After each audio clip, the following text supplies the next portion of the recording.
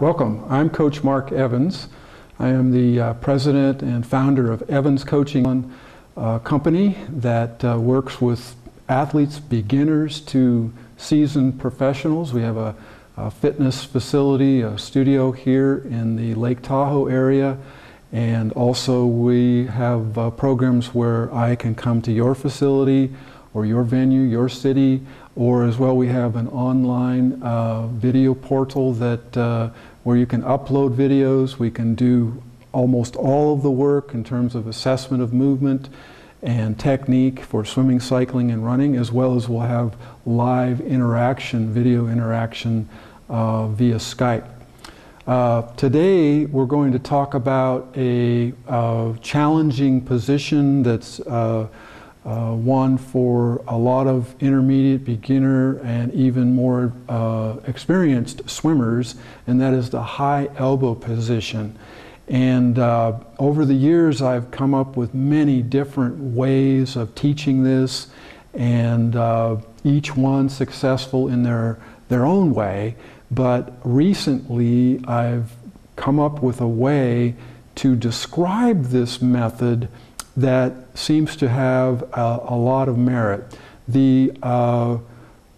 In the past, through videos on our Evans Coaching channel on YouTube, which by the way has over 2,100 subscribers, and actually Ironman champion Chris McCormick just signed up as a subscriber to our platform there. We have a lot of different videos on swimming, and one of those is a lecture, a workout whiteboard as I call it, about the high elbow position, the leverage position, and how that high elbow catch is a positioned move, not a propulsive move, until you get to the leverage position. And I've seen a lot of coaches starting to use that terminology, but one of the things that was missing in that is that there's a description and an article that I've just written for xtri.com, a featured article where I write for that website regularly.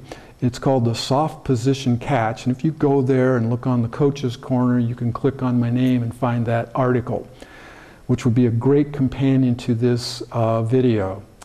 But the important thing is that most coaches that have been teaching swimming a long time are in effect trying to get the swimmer in a leveraged and a propulsive position, and that is done by having a high elbow position as far out in front of the stroke as you can, and that way you can leverage and have a longer lever or a longer hold on the water when you're swimming. But it's teaching that is the difficult thing, and we do mobility, flexibility, stability screening with every client, both here or when I come to your venue or online with our video portal, to first establish your movement capacity and look at any deficiencies or limiters that you may have in strength or flexibility before we actually work on technique. Because a lot of times getting to these particular movements or positions has less to do with you're not achieving the technique and more to do with the functionality, if you will, or the movement capability or the strength capacity of the different muscles. But what we're going to talk about today in this soft position catch, and I'm going to show you something that's really interesting, I think, and useful for triathletes and swimmers alike, and that's how to incorporate the Vasa Ergometer, which is in effect, what it is a swim bench. And you know, there have been swim benches built since the mid-1850s, and believe me, if you Google or look for old patents on swim benches, you will see some of the most extraordinarily looking devices that have spider-like ropes and things going in all different kinds of directions.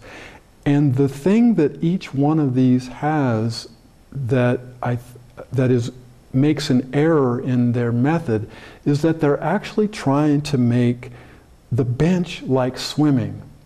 And in fact, that is what it is not. And I recently learned that more so in talking with the founder of Vasa, Rob Sleemaker, who's been a friend for many years, and in fact published a real key book on training periodization many years ago, Serious Training for Serious Athletes. And he invented the Vasa Ergometer, and in a conversation with him, he said something to me that the ergometer really isn't supposed to be like swimming. And that's where, and I had already written this article on the soft position catch when I made the call to him.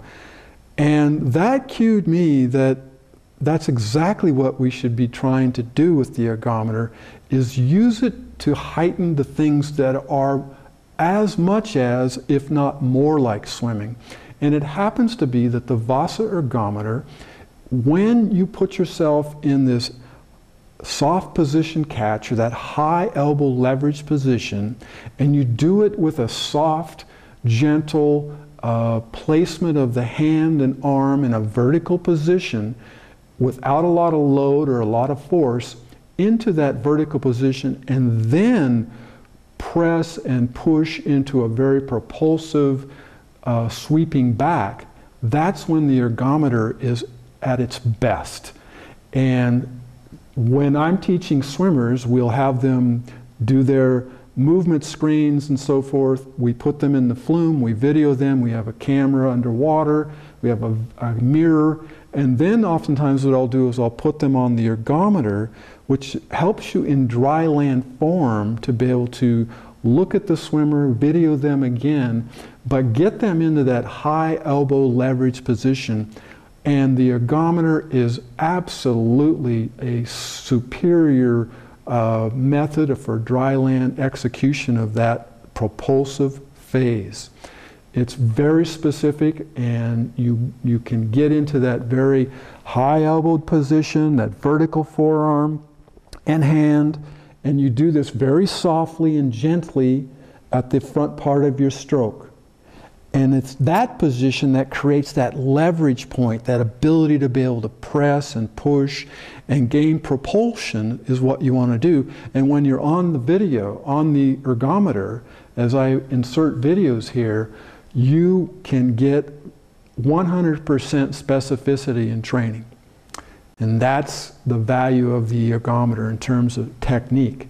But there's also a point where the ergometer has other values, and that is obviously in training. And there are some coaches, Rob was mentioning Tim Crowley, who's an elite level professional coach who uses the ergometer measuring aspects to monitor pace and stroke rate and power and forces both bilaterally, left and right side, when he's coaching his athletes.